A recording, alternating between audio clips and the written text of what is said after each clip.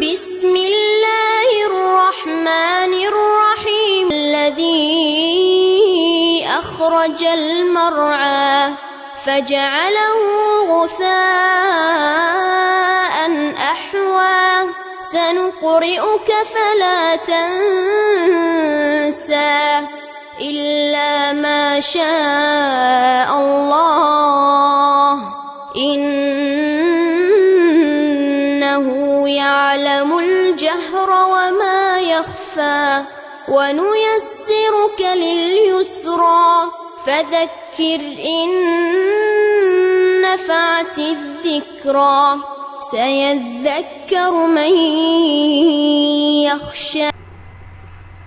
الحمد للہ رب العالمین نحمدہ نصلیہ علی رسولہ الکریم فاعوذ باللہ السمیع العلیم من الشیطان الرجیم من حمزہ ونفثہ ونفخہ بسم اللہ الرحمن الرحیم ربی زدنی علما اللہم ربی زدنی علما رب اشرح لی صدری ویسر لی امری واحلل عقدۃ من لسانی یفقہوا قولی اللہم اجعلنا منہم من الذین آمنوا وعملوا الصالحات وتواصوا بالحق وتواصوا بالصبر آمین یا رب العالمین.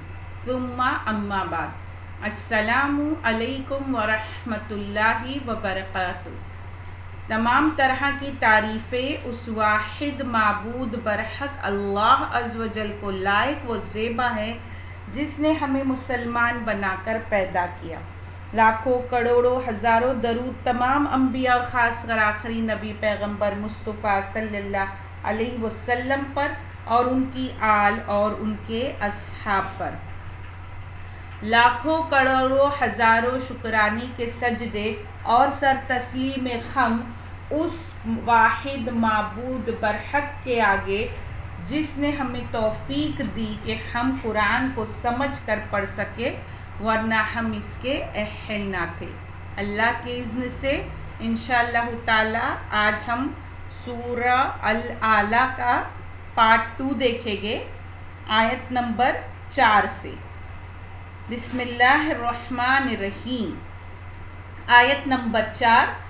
والذی اور جس نے اخرجا نکالا مرعا چارہ اور جس نے چارہ اگایا. یہاں اب جو ہے اللہ سبحانہ تعالی جو بیان کر رہے وہ ہے کہ اور جس نے چارہ اگایا. اب یہاں پہ پہلا ورڈ جو ہے ہم مرعا وہ دیکھتے ہیں. اس کے معنی ہوتے ہیں چراگاہ، جہاں چوپائے جانور چرتے ہیں. پھر اس کے بعد یہ جو آگے کی آیت کو بھی ہم اس کے ساتھ ہی لیں گے تو سمجھ میں آئیں گی بات. ایک ساتھ ہے دونوں. فَجَعَلَهُ پھر اسے کر دیا غثاءً خشک، احوا سیاہ، پھر اسے خشک سیاہ کر دیا. جو آیت نمبر 4 ہے کہ اور جس نے چارہ اگایا، آیت نمبر 5 ہے پھر اسے خشک سیاہ کر دیا. اب یہاں ہم دیکھ رہے ہیں کہ کیا بیان کیا جا رہا ہے کہ چارہ اگایا پہلے بولا جا رہا ہے، پھر اب چارے کی جو چینجز ہے، جو کیفیت جو اس کی تبدیل ہو رہی ہے وہ بیان کی جا رہی ہے. پھر اسے کیسا کیا؟ غصّاً جو ہے جسے اس کوڑے یا کرکٹ کو کہتے ہیں جو پانی کے سیلاب میں اوپر آ جاتا ہے. ایک معنی اس کی یہ ہے. ایک دوسرے معنی ہے مطلب گندگی، جھاگ.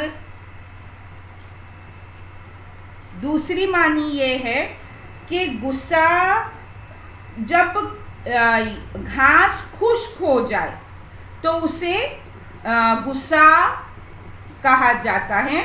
اور یہاں پر جو آگے ہے احوا سیاہ، وہ احوا کہتے ہیں سیاہ کر دیا، یعنی تازہ اور شاداب گھاس کو ہم سکھا کر سیاہ کوڑے میں تبدیل کر دیتے ہیں، ہے نا، میں بدل دیتے ہیں۔ تو یہاں پر کیا بات ہو رہی ہے کہ یہ جو احوا جو ہے وہ ہوا سے مشتق ہے، اور اس کے معنی ہوتی گہری سبزی میں جو ایک قسم کی سیاہی آ جاتی ہے، اسے حوت کہتے ہیں۔ یہاں اللہ سبحانہ وتعالیٰ کیا بتا رہے کہ زمین سے سرسبز گھاس نکالی، پھر اس کو خشک کر کے سیاہ رنگ کر دیا، اور جو سرسبزی تھی، جو وہ گرین تھی، وہ اس کا جو سرسبز جو تھا وہ جاتا رہا۔ اب یہاں پہ مفسرین کی یہ جو رائے ہے وہ دو اقوال ملتے ہیں۔ پہلی رائے یہ ہے کہ یہ تو چارہ ہے وہ جو جانوروں کے لیے اللہ سبحانہ تعالیٰ نے بطور غذا ان کے لیے اللہ سبحانہ تعالیٰ نے انتظام کیا کہ ہر جانور کے لیے اللہ عز و جل نے جو روزی کا انتظام کیا ہے وہ ان کے چارہ اور ان کے مطابق ہے۔ اب یہاں پر ایک رائے یہ ہے، لیکن اس میں جو سٹیجز بیان کیے گئے کہ جو گھاس ہے سرسبز ہے، گرین ہے، پھر ایک وقت آتا ہے وہ خشک ہو جاتی ہے، ڈرائی ہو جاتی ہے، پھر خشک ہونے کے بعد وہ کیا ہو جاتی ہے، بالکل سیاہ ہو جاتی ہے۔ تو یہاں پر ایک اشارہ ہے انسان کی طرف، انسان کو اس کے انجام کی طرف یہ آیت اشارہ کرتی ہے۔ مطلب جب وہ گرین ہے تو وہ کیسی ہے، جسم سے میں جو ہماری خوبصورتی ہے، شادابی ہے، چستی ہے، چالاکی ہے، تو وہ کیا ہے، اللہ سبحانہ تعالیٰ کا وہ کیا ہے، وہ عطیہ ہے، وہ گرینری جو ہے وہ۔ پھر اس کے بعد ایک وقت آتا ہے کہ وہ ڈرائی ہونے لگتی ہے۔ جو ڈرائینس ہے، جو غصہ کہا گیا ہے، وہ کیا ہے، ہماری ڈھلتی ہوئی عمر ہے، کہ پھر وہ ایک وقت آتا ہے کہ یہ جو صلاحیتیں کیا ہو جاتی ہے، مدھم پڑ جاتی ہے، دھیمی پڑ جاتی ہیں، اور اس کے بعد جو تیسرا احوا جو ہے پھر وہ بالکل سیاہ ہو جاتی ہے، مطلب پورا کرکٹ۔ ایک ایج کا وہ فیکٹر ہے کہ جب ہم کسی کام کے لائق نہیں رہتے، مطلب انسان بڑھاپے کا وہ لیول جب وہ دوسروں پر ایک بوجھ بن جاتا ہے، کسی کام کے کسی فائدے کے لائق نہیں رہتا۔ تو یہ دو آیتوں میں اس چیز کی طرف اللہ سبحانہ تعالیٰ ہماری توجہ مبذول کرانا چاہتے۔ پھر اس کے بعد جو آیت ہے وہ بہت غور طلب ہے، اور اس کو ہم دیکھتے ہیں بہت دھیان سے۔ یہاں جو آیت نمبر 6 ہے اس میں ہے سنقرئک، ہم جلد پڑھائیں گے آپ کو۔ آپ صلی اللہ علیہ وسلم سے خطاب ہے کہ ہم جلد پڑھائیں گے آپ کو، فلا تنسا، پھر نہ بھولیں گے آپ، ہم جلد آپ کو پڑھائیں گے، پھر آپ صلی اللہ علیہ وسلم نہ بھولیں گے۔ یہ اللہ سبحانہ تعالیٰ رسول اللہ صلی اللہ علیہ وسلم سے کہہ رہے کہ ہم آپ کو جلد پڑھائیں گے۔ اب ہم دیکھتے ہیں کہ جلد پڑھانے سے کیا مراد ہے۔ ہم دیکھتے ہیں کہ جب حضرت جبرائیل علیہ السلام وحی لے کر آتے تھے تو آپ صلی اللہ علیہ وسلم اسے جلدی جلدی پڑھتے تاکہ بھول نہ جائے۔ اللہ سبحانہ تعالیٰ نے فرمایا اس طرح جلدی نہ کیجیے، مطلب نازل شدہ وحی جو ہم آپ کو پڑھائیں گے، یعنی آپ کی زبان پر جاری کر دیں گے، پس آپ اسے بھولیں گے نہیں۔ پھر اس کے بعد یہ جو ہے فتح القدیر سے ہے۔ اب یہاں پر ہم دیکھتے ہیں، ہم کو سورہ القیامہ آیت نمبر 16 میں ملتا ہے اے نبی صلی اللہ علیہ وسلم اس قرآن کو اپنی زبان سے حرکت نہ دے جلدی جلدی سے. اور سورہ توحہ آیت نمبر 114 میں ملتا ہے دیکھیے نبی صلی اللہ علیہ وسلم اس قرآن کے لیے جلدی نہ کیجئے، ہے نا، نہ کیجئے اس سے پہلے کہ تیری طرف جو وحی کی جاتی ہے وہ پوری ہو جائے. اے نبی ہم پڑھائیں گے، آپ صلی اللہ علیہ وسلم اسے نہ بھولیں گے. پھر اس کے بعد اللہ سبحانہ وتعالی سورہ القیامہ آیت نمبر 17 میں بیان کرتے ہیں کہ اے نبی صلی اللہ علیہ وسلم اپنے آپ کو اپنے اوپر بوجھ لینے کی ضرورت نہیں ہے، ہمارا ہی ذمہ ہے کہ آپ کے دل میں اسے جمع کرنا. سمجھ میں آ رہی بات؟ تو یہاں ان قرآن کی آیاتوں سے ہمیں کیا پتہ چلتا ہے کہ جو رسول اللہ صلی اللہ علیہ وسلم ہیں ان کے لیے جو ایک امی ہے، وہ عربی لینگویج نہیں جانتے، اور ایک ایسے امی شخص کو یہ دلاسا دیا جا رہا ہے، یہ یقین دہانی کی جا رہی ہے کہ اس کو پڑھانا ہماری ذمہ داری ہے. اب ہم دیکھتے ہیں کہ کوئی ایسا شخص جو بالکل بھی پڑھنا نہ جانے اور وہ اچانک ایک دم فلوئنٹ انگلش ہمارے سامنے بولنے لگے، جس کو الف با اے بی سی ڈی بھی نہیں آتی، تو یہ ہمارے لیے بہت حیرت کی بات ہوگی. تو یہ میریکل ہے، یہ ایک معجزہ ہے، سب سے پہلا معجزہ. نبوت دینے جس وقت اللہ عز و جل نے رسول اللہ صلی اللہ علیہ وسلم کو نبی مبعوث کیا، جو پہلی وحی کا نزول کیا، وہ سب سے بڑا میریکل ہے. رسول اللہ صلی اللہ علیہ وسلم کی زندگی کا پہلا معجزہ ہے کہ ایک امی شخص کو اللہ سبحانہ وتعالی وہ کلام یاد کرا رہے ہیں، وہ کلام پڑھا رہے ہیں، اسے حفظ کرا رہے، محفوظ کیا جا رہا ہے. تو اب اس میں جو کیا کہا جا رہا تھا کہ آپ صلی اللہ علیہ وسلم جلدی کرتے تھے کہ کہیں وہ بھول نہ جائے جو جبریل امین کہہ رہے ہیں، وہ آیتیں جلدی جلدی پڑھنے لگتے تھے. مثال کے طور پر اگر ہم ایک کالج میں ہیں اور ہمارے پروفیسر ہمیں ڈکٹیٹ کراتے ہیں، ہے نا، تو ہم کیا کرتے ہیں، ہم جلدی جلدی لکھنے لگتے ہیں. تو لکھنے میں کیا ہوتا ہے، ہماری توجہ سننے کی طرف کم جاتی ہے، کیونکہ ہمارا فوکس کس بات پر ہوتا ہے کہ ہم لکھیں. تو یہاں پر بالکل ٹھیک اسی طرح اللہ سبحانہ وتعالیٰ نے کیا کہا کہ آپ کا فوکس جو ہے صلی اللہ علیہ وسلم کا فوکس کیا ہے، جو جبرائیل امین سنا رہے وہ سننے میں، فوکس اس بات پہ کرے، اسے سننے میں. ذمہ داری ہماری ہے کہ اسے آپ کو یاد کرانا ہے، کیونکہ وہ تو پڑھے ہوئے نہیں ہیں، ہے نا. جو پہلا سوال تھا انہوں نے جو جبرائیل امین کو جواب دیا تھا ما انا بقاری، کہ میں پڑھا ہوا نہیں ہوں، تو انہیں بہت مشکل لگ رہا تھا کہ کیسے ہوگا. تو اللہ سبحانہ وتعالیٰ نے یہ ذمہ داری خود لی، اور یہ ذمہ داری لے کے کیا کہا کہ جلد ہم آپ کو پڑھائیں گے. اور پڑھانے کے بعد دوسری چیز جو آگے بتائی گئی کہ وہ پھر آپ نہ بھولیں گے، پھر وہ بھولیں گے نہیں آپ، مطلب وہ ایسے یاد ہو جائے گا آپ کو کہ آپ وہ نہیں بھولیں گے.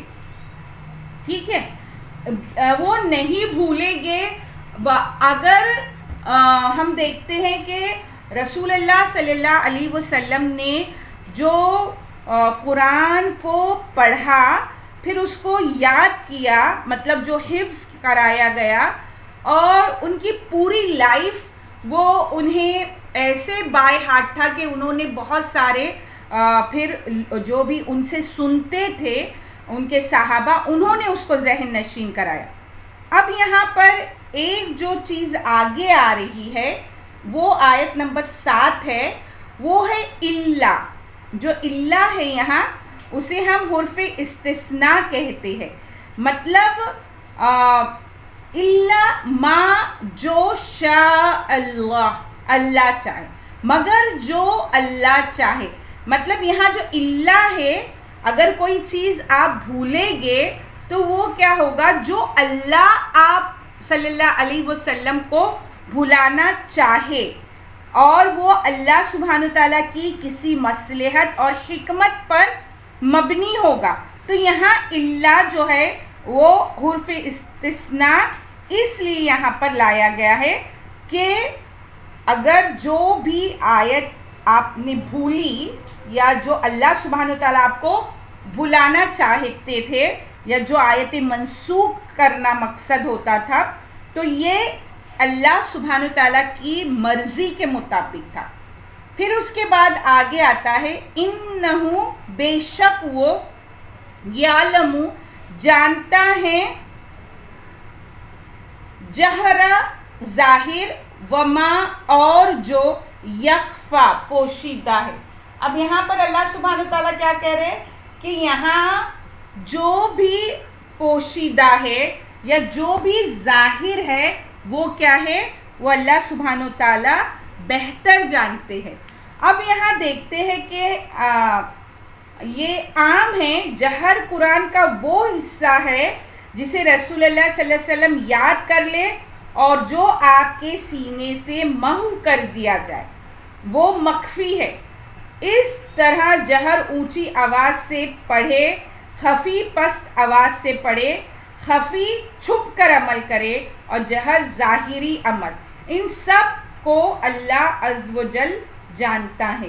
تو یہاں پر جو ہے وہ یہ بات بتائی جا رہی ہے کہ خاموشی میں ہو یا ظاہر ہو وہ تمام جو بھی ہے عمل اللہ سبحانہ تعالیٰ اس سے باخبر ہے، واقف ہے، وہ جانتا ہے.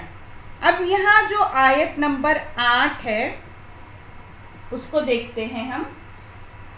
آیت نمبر 8 میں اللہ سبحانہ تعالیٰ رسول اللہ صلی اللہ علیہ وسلم کو ایک تسلی دے رہے، ایک دلاسا دیا جا رہا ہے اور یہ دلاسا جو ہے وہ اس طرح ہے اور نُیَسِّرُکَ ہم آپ کو سہولت دیں گے، لِلْیُسْرَا آسان طریقہ، ہم آپ کو آسان طریقے کی سہولت دیں گے. یہاں اللہ سبحانہ تعالیٰ نے کیا کہا کہ ہم آپ کو آسان جو ہے طریقے کی سہولت دیں گے. اب یہاں پہ جو یسرا ہے وہ کس چیز کے لیے بیان کیا گیا؟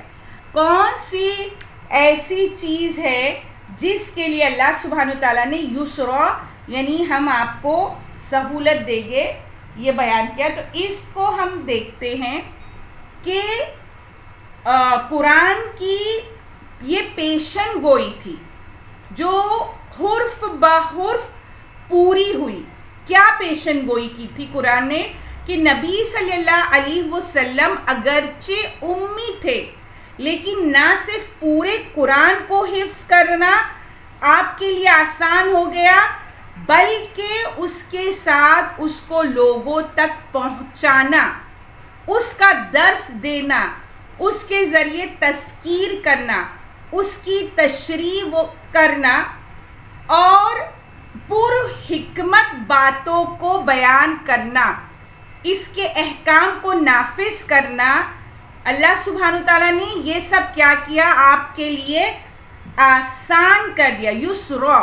اور آپ صلی اللہ علیہ وسلم کو اللہ سبحانہ تعالیٰ نے تھوڑے ہی عرصے میں ایسے ساتھی عطا فرمائے جو قرآن کی کتابت کا کام بحسن خوبی انجام دیتے. اور یہ کرنے سے کیا ہوا کہ آنے والی نسلوں کے لیے قرآن کی حفاظت کا انتظام ہوا. اسی طرح آپ صلی اللہ علیہ وسلم کو کتنے ہی ایسے ساتھی مل گئے جنہوں نے قرآن کو اپنے سینوں میں محفوظ کر لیا، یہ حفاظ اور قرآن کہلائے اور انہوں نے قرآن کو پھیلانے میں بیش بہا جو ہے خدمات انجام دی. اب یہاں پر اللہ سبحانہ تعالیٰ نے یہ تمام مرحلے جو ہے وہ آسان کر دیے.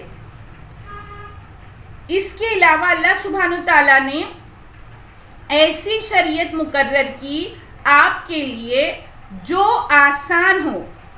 اس کے بعد یہاں پر ہم دیکھتے ہیں کہ مشکلات آپ صلی اللہ علیہ وسلم نے اپنی پوری زندگی میں دیکھے. مشکلات جو تھے وہ آپ کو قدم قدم پر پیش آئی. ہر حال میں آپ نے وہ مشکلات کو فیس کیا. لیکن یہاں اللہ سبحانہ وتعالیٰ نے یہ نہیں کہا کہ مشکلات کو ختم کیا جائے گا. غور کرنے کا مقام یہ ہے کہ مشکلات کو ختم کیا جائے گا یہ نہیں کہ کہا جا رہا ہے. آسانی پیدا کی جائے گی تمہارے لیے. غور اور فکر کی دعوت ہمارے لیے یہ ہے کہ آج ہم کو لگتا ہے کہ مشکل بہت ہے. آج جو وقت ہے, جس وقت سے ہم گزر رہے, یہ بے انتہا تکلیف دہ ہے. بہت مشکل مرحلہ ہے ہم سب کی زندگی میں. لیکن کیا کہا جا رہا ہے کہ یہ مشکل ختم نہیں ہوگی, لیکن اس مشکل کو ڈیل کرنا, اس کے ساتھ رہنا ہم آپ کے لیے آسان کر دیں گے. بات سمجھنے کی یہ, ہم ایسی آسانی, ایسی سہولت آپ کو دیں گے کہ مشکل تو بہرحال ہے, وہ رہے گی, لیکن اس کو آہستہ آہستہ وہ مشکل آپ کو اتنی زیادہ, مطلب ایسے ایسے لوگ, ایسے ایسے ساتھی آپ کو ملتے گئے, ایسے ایسے صحابہ آپ کے ساتھ آتے گئے کہ مشکل تو بہت تھی, لیکن اس میں اللہ سبحانہ وتعالیٰ نے اس طرح آسانی پیدا کی. اب ہم دیکھتے ہیں کہ جو شریعت آپ کو دی گئی, جو شریعت کا طریقہ آپ کو دیا گیا, اس میں بہت آسانی رکھی گئی. اگر ہم دیکھیں مکہ کی زندگی, ہم غور کریں تو وہاں اللہ سبحانہ تعالیٰ کی حکمت ہم کو دکھائی دیتی کہ کوئی بھی احکام وہاں نازل نہیں ہوئے. نماز کے, روزے کے, زکوٰۃ کے, حج کے, یہ سب مدینہ میں نزول ہوا ان آیاتوں کا, ان احکامات کا. مکہ میں جو تھا وہ صرف یہ تھا کہ برائی سے روکا گیا, غلط بات سے روکا گیا ہے. اب اگر ہم غور کریں تو قرآن جن لوگوں کو سابقون اولون قرار دیتا ہے وہ برائی سے رکنے والے لوگ ہیں. سب سے پہلا درجہ روز حشر جو سب سے پہلے درجے میں ہوں گے, سابقون اولون, وہ لوگ جو مکہ کی زندگی میں رسول اللہ صلی اللہ علیہ وسلم کا جنہوں نے ساتھ دیا. یہ اس وقت وہ نماز نہیں پڑھتے تھے, حکم بھی نہیں تھا اس وقت, وہ روزے نہیں رکھتے تھے, وہ حج نہیں کرتے تھے, عمرہ نہیں کرتے تھے, زکوٰۃ ادا نہیں کرتے تھے, وہاں احکام بھی نہیں تھا. لیکن کیا تھا, ایک پریکٹس کرائی گئی تھی, اور یہ تھا کہ ایک ایسے جاہل اجٹ قوم کو, اللیٹریٹ پیپلز کو کیا کیا گیا, اخلاق کی بلندی پر پہنچایا گیا, اور اس مرتبے کی وجہ سے انہیں سابقون اولون قرار دیا گیا. غور کرنے کا مقام کیا ہے ہمارے لیے؟ غور کرنے کا مقام یہ ہے کہ یہ جو آسانی ہے, اللہ سبحانہ تعالیٰ فرماتے ہیں کہ آسانی ہوگی, ہم آسان طریقہ, ہم سہولت کریں گے. تو وقت کیا ہے کہ پہلے ہم بہت بہترین انسان بنے. آج جو دور ہے جو تکلیف کا ہے, ہم بڑھ کر مدد کرنے والے بنے. یہ ہے وہ مکہ کی زندگی جب اللہ سبحانہ و تعالی ہم سے وہ ایفرٹ چاہتے ہیں کہ ہم لوگوں کی مدد کریں, آگے بڑھ کر لوگوں کا ساتھ دیں, تکلیفوں میں جو مبتلا ہے ان سے اچھے اخلاق کا مظاہرہ کریں. یہ ہے سابقون اولون کی کیٹیگری. تو اللہ سبحانہ و تعالیٰ نے رسول اللہ صلی اللہ علیہ وسلم کو جب اتنی بڑی بشارت دی تھی کہ اس کلام کو ہم تمہارے لیے آسان کر دیں گے, اور اللہ سبحانہ و تعالیٰ نے اسے پورا کیا جو قرآن کا سب سے پہلا معجزہ ہے. پھر اس کے بعد ہم آیت نمبر 9 میں دیکھتے ہیں. آیت نمبر 9 میں اللہ سبحانہ و تعالیٰ فرماتے ہیں فذکر, پس سمجھا دے, ان اگر نفعت الذکر, نفع دے سمجھانا. یہاں کیا کہا جا رہا ہے؟ اگر سمجھانا نفع دے, پس سمجھا دے, اگر سمجھانا نفع دے. اب ہم اس آیت پر غور کریں تو ہمیں کیا لگ رہا ہے کہ یہاں کیا کہا جا رہا ہے کہ فذکر مطلب آپ سمجھاتے رہے اگر سمجھانا نفع دے. بہت اہم آیت ہے, اس کو غور سے سمجھے. یہاں پہ کیا کہا جا رہا ہے, رسول اللہ صلی اللہ علیہ وسلم کو کیا کہا جا رہا ہے کہ واعظ کرنا, نصیحت کرنا جہاں محسوس ہو کہ فائدے مند ہوگی, اس جگہ آپ کو کیا کرنا ہے, نصیحت, واعظ اور تعلیم کے اصول اور ادب بیان کرنا ہے. یہ ابن کثیر سے ہے. پھر امام شوکافی رحمۃ اللہ علیہ کے نزدیک اس کا مفہوم وہ یہ لیتے ہیں کہ آپ نصیحت کرتے رہے چاہے فائدہ دے یا نہ دے. یہ امام شوکافی رحمۃ اللہ علیہ کا قول ہے, کیونکہ انداز تبلیغ دونوں صورتوں میں آپ کے لیے ضروری تھی. مطلب آپ کو ہر حال کیا ہے, ہر حالت میں آپ کو کیا کرنا ہے کہ آپ کو تبلیغ کا کام کرنا ہے, اور تبلیغ کا کام کرنا ہے, اور اس تبلیغ سے کیا ہوگا, لوگ نصیحت لے یا نہ لے, فائدہ اٹھائے یا نہ اٹھائے. اب یہاں پر کیا کہا جا رہا ہے کہ نصیحت کرو, واعظ کرو اگر نفع دے سمجھانا. یعنی دعوت اور تبلیغ کا جو کام ہے, جو نصیحت کا کام ہے, وہ جیسے ہم کہتے ہیں کہ مثال کے طور پر کہ اندھوں کی بستی میں چشمے نہیں بکتے, ہے نا. اندھا کیا کرے گا چشمہ خرید کر, ہے نا. ایسے ہی اندھے اور جو بہرے لوگ ہیں, تو اگر کوئی داعی ہے اور اس پر کیا ذمہ داری ہے, اس کی ذمہ داری یہ ہے کہ اسے یہ پیغام ان تک پہنچانا ہے. لیکن اللہ سبحانہ تعالیٰ نے کیا کہا ہے, اس داعی سے بھی یہ کہا جا رہا ہے کہ اگر سامنے والا, اس کا مزاج ایسا ہے کہ وہ نصیحت سننے کے موڈ میں نہیں ہے, تو وہاں انہیں زبردستی نصیحت سنانے کی کوشش نہ کرے. جیسا بے موقع واعظ کہنے سے کوئی فائدہ نہیں ہوتا. مطلب ہم اندھوں کی نگری میں جا کے انہیں چشمے ہاتھ میں نہیں دے سکتے کہ یہ لو, یہ پہنو, تم اندھے ہو مگر پہننے کے بعد تمہیں دکھائی دے گا. ایسا نہیں ہو سکتا. جب تک کہ سامنے والے کا انٹرسٹ, جب تک کہ سامنے والے کا تم کو شوق, جب تک کہ سامنے والے کا موڈ نہ ملے. مطلب یہ بات نہیں ہو رہی ہے اس بات سے کہ تم کیا کرو, دعوت کا کام چھوڑ دو, یہ نہیں کہا جا رہا ہے. تم تبلیغ کا کام چھوڑ دو, یہ نہیں کہا جا رہا ہے. یہ اب کیسا ہوتا ہے کہ مثال کے طور پر اگر کوئی ڈاکٹر ہے تو وہ ڈاکٹر دیکھتا ہے کہ لوگ بد پرہیزی کر رہے ہیں, ہے نا, پرہیز نہیں کر رہے. جو ڈاکٹر نے ان کو پرہیز کرنے کے لیے کہا ہے, لیکن وہ لوگوں کو ایسا کرتا دیکھ اپنا کلینک بند نہیں کرتا, ہے نا. اس کو وہ گھر پہ جا کے بیٹھ نہیں جاتا, لیکن اس کے باوجود وہ کلینک پر آ کر بیٹھتا ہے اور ان کو بار بار کیا انسٹرکشن دیتا ہے کہ یہ بد پرہیزی کے ساتھ علاج ممکن نہیں ہے.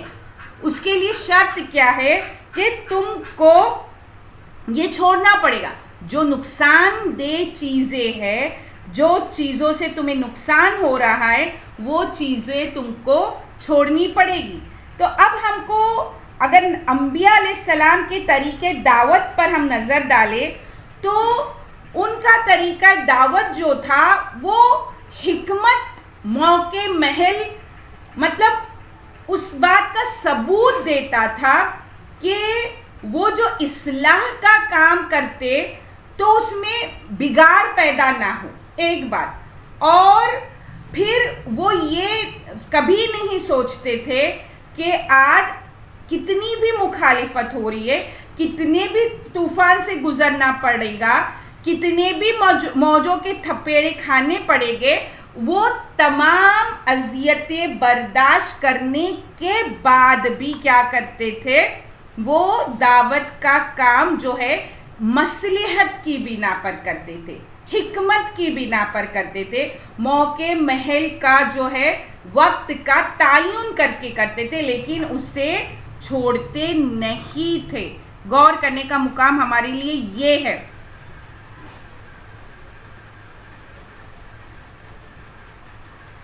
ٹھیک ہے، پھر اس کے بعد آگے آیت نمبر 10 ہے۔ آیت نمبر 10 میں کیا فرمایا جا رہا ہے؟ سَيَذَّكَّرُ، جلد سمجھ جائے گا، مَن یخشا، جو ڈرتا ہے، جو ڈرتا ہے وہ جلد سمجھ جائے گا۔ اب یہاں پر کیا کہا جا رہا ہے کہ جو آپ کی، جس کے دل میں اللہ عز و جل کا خوف ہوگا تو وہ رسول اللہ صلی اللہ علیہ وسلم کی بات پر ضرور توجہ دے گا، اسے توجہ سے سنے گا، اس نصیحت کو قبول کرے گا، اور جو پیغمبر خدا کی طرف سے قرآن کی شکل میں جو نصیحت آئی ہے اس کو وہ ضرور قبول کرے گا۔ وہی کرے گا جس کے دل میں کیا ہے؟ اللہ کا خوف ہے، اور جو اپنی اصلاح چاہتا ہے تو وہ کیا ہوگا؟ آپ کی نصیحت سے یقیناً وہ عبرت حاصل کرے گا۔ تو یہاں پر اللہ سبحانہ و تعالیٰ رسول اللہ صلی اللہ علیہ وسلم کو کیا کہہ رہے کہ اگر ہم غور کریں تو پہلی جو آیت ہے جس کا پہلا ورڈ تھا سبح، حرف امر تھا، آرڈر دیا جا رہا تھا، اور یہاں فذکر، یہ بھی آرڈر دیا جا رہا ہے، حکم دیا جا رہا ہے، آپ کو کیا کرنا ہے؟ نصیحت کرنا ہے، وعظ کرنا ہے، تبلیغ کرنا ہے۔ اور اس سے کون فائدہ اٹھائے گا؟ جو اللہ عز و جل سے ڈرتا ہو، جس کے دل میں اللہ کا خوف ہو۔ ہم کو جو نفع دے کی بات جو ہم نے پڑھے آیت نمبر 9 میں، اس کے لیے حضرت علی رضی اللہ تعالی عنہ کا قول ملتا ہے۔ وہ فرماتے ہیں کہ اگر تم دوسروں کے ساتھ وہ باتیں کرو گے جو ان کی عقل میں نہ آ سکے تو نتیجہ یہ ہوگا کہ وہ تمہاری بھلی باتیں ان کے لیے بری بن جائے گی اور باعث فتنہ ہو جائے گی، بلکہ لوگوں سے ان کی سمجھ کے مطابق بات چیت کرو تاکہ لوگ خدا اللہ سبحانہ وتعالیٰ اور رسول اللہ صلی اللہ علیہ وسلم کو نہ جھٹلائے۔